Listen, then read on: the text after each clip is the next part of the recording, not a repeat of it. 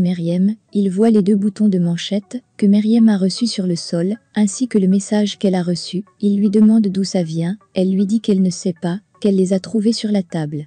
Savas lui demande ce que ce message signifie, elle lui dit que quelqu'un a essayé de dire quelque chose. Savas lui demande ce que cette personne voulait dire, elle lui dit qu'elle ne sait pas, puis lui dit que Octaï avait les mêmes boutons de manchette. Il se rappelle qu'on avait tiré sur Gouklou à cause de ces boutons, puis lui demande si cette personne essaie de dire qu'il deviendra comme Octaï. Meriem pense que le message est pour elle et Savas pense que c'est plutôt pour lui, puis elle lui donne la photo de Sevinek qu'on a laissée chez elle et lui demande de la retourner. Savas prend la photo et la retourne, il y a un message au verso disant que c'est une menace, que j'entrerai chez toi et m'approcherai de ton bien-aimé.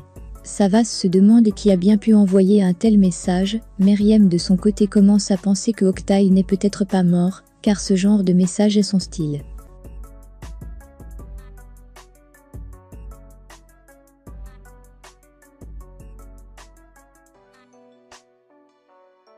Boursou est allé rencontrer Kaan avec Ella. Kaan porte toujours sa bague de mariée, puis Boursou demande à Ella d'aller le fouiller. Ella va le fouiller et prend son arme, et Boursou lui demande de se mettre à genoux.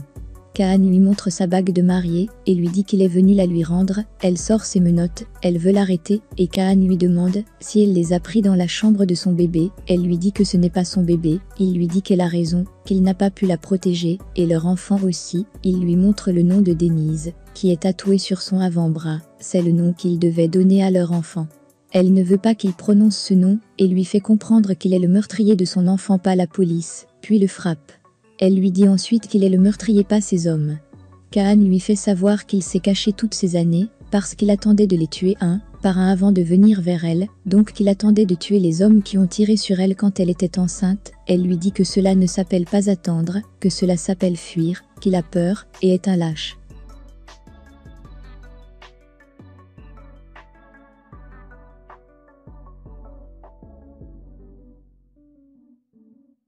Elle veut d'abord s'occuper de lui avant de s'occuper de ceux qui lui avaient tiré dessus. Elle s'apprête à passer les menottes à Kaan. Gouklou vient d'arriver, Boursou l'avait enfermé au dojo, mais son maître l'a libéré et lui a même donné un coup. Il ne savait pas que c'était Gouklou.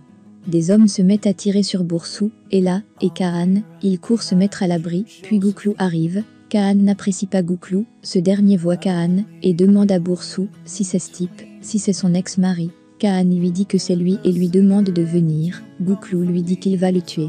Boursou leur demande si c'est le moment, car ils sont en train de se disputer, puis demande à Kaan qui sont ces hommes, si ce sont les hommes qui lui ont tiré dessus. Boursou a l'arme de Kaan entre les mains. Kaan lui demande de lui donner l'arme et Gouklou lui demande la même chose, et Kaan arrache l'arme entre les mains de Boursou et va du côté où se trouve Gouklou. Kaan pointe l'arme sur Gouklou, mais il ne lui tire pas dessus et tire plutôt sur l'un des hommes qui les tirait dessus, et dit à Gouklou que la prochaine ira dans sa tête. Gouklou lui fait comprendre qu'il n'y en aura pas, il désarme Kaan et se met à le frapper.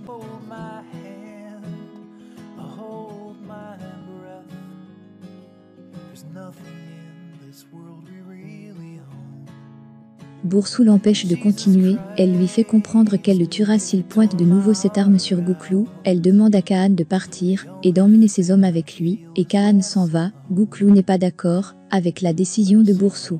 Savas est avec Suzanne à l'entrée de chez elle, il lui montre la photo de Sevinek qu'on a envoyée à Meriem. Il pense que c'est elle qui a envoyé cette photo à Meriem, mais Suzanne n'y est pour rien. Il lui montre aussi les fichiers du père de Bélise et lui dit que ça lui appartient, et Suzanne ne le nie pas et lui dit qu'elle ne sait pas ce qu'ils font avec lui. Savas lui dit qu'ils sont sortis de sa voiture, de la voiture qu'il a garée dans sa maison, et a trouvé la clé sur le sol en haussant le ton. Elle lui demande de baisser d'un ton et lui demande s'il a peur d'elle, car il n'a pas pu attendre jusqu'au matin. Elle ne lui permettra finalement pas d'entrer chez elle, puisque Savas lui a aussi demandé si Derine est là. Elle n'apprécie pas le fait que Savas soit venu chez elle si tard, dans la nuit pour lui poser des questions, et lui fait savoir qu'elle pardonne pour cette fois, mais que son attitude sera différente la prochaine fois. Octaï et Derine ont tout vu.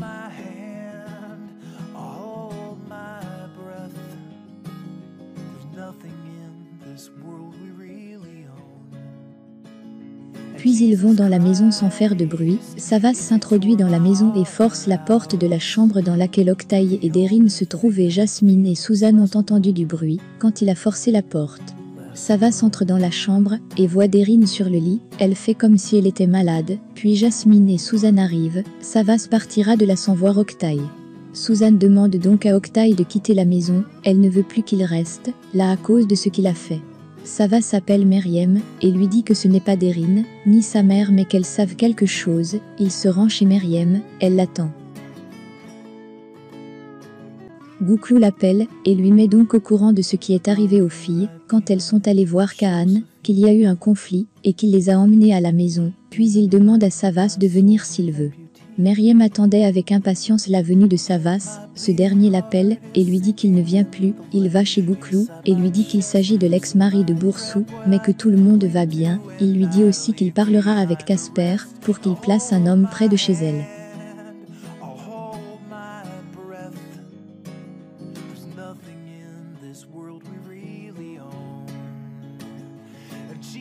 L'homme de Suzanne suivait Risa et Touline. Risa lui a tendu un piège. Il n'est pas directement allé voir Yurdal. Il est d'abord allé dans une autre maison avec Touline, puis il frappe l'homme de Suzanne. L'homme de Suzanne a voulu soudoyer Risa, et ça l'a mis très en colère. Touline lui demande de laisser tomber. Quand Risa regarde Touline, l'homme de Suzanne glisse un mouchard dans sa veste, puis Risa l'assomme, mais il n'a pas vu le mouchard, puis va voir Yurdal avec Touline. Octaï de son côté quitte la maison de Suzanne. Il donne une enveloppe contenant un message à Derine avant de partir et lui dit que quelqu'un qu'ils connaissent tous mourra demain et que le meurtrier sera quelqu'un qu'ils connaissent tous. Les noms de ces personnes sont écrits dans l'enveloppe qu'il vient de lui remettre. Gouklou se dispute avec Boursou à cause de ce qui vient de se passer, à cause du fait qu'elle ne lui a pas dit qu'elle allait voir Kaan et qu'ils ont failli se faire tuer, et la tombe sur Savas quand elle veut quitter la maison et Savas lui demande de retourner à l'intérieur, et elle le fait, puis il demande à Boursou si elle va bien, et Boursou lui fait comprendre que oui, et il sort discuter avec Gouklou.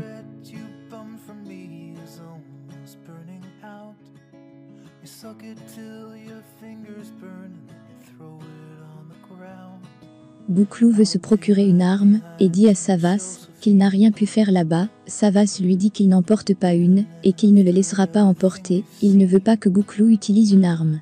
Touline vient d'arriver dans la cachette de Yurdal. Elle est très en colère contre lui car il veut qu'il divorce et du fait qu'il ait envoyé son fils lui dire ça, elle lui a même versé un verre d'eau sur le visage. Elle demande à Yurdal de le lui dire en face, qu'il lui demande le divorce en face, mais Yurdal ne dit rien, puis elle lui dit qu'elle va divorcer, mais seulement quand il ne s'enfuira plus.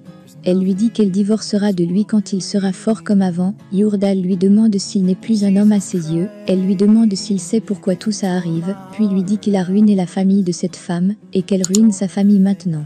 Yurdal lui demande s'il ne lui a pas manqué, et que même s'il est un meurtrier, il est son mari. Ils discutent, Touline aime toujours son mari, et ils finissent par passer la nuit ensemble.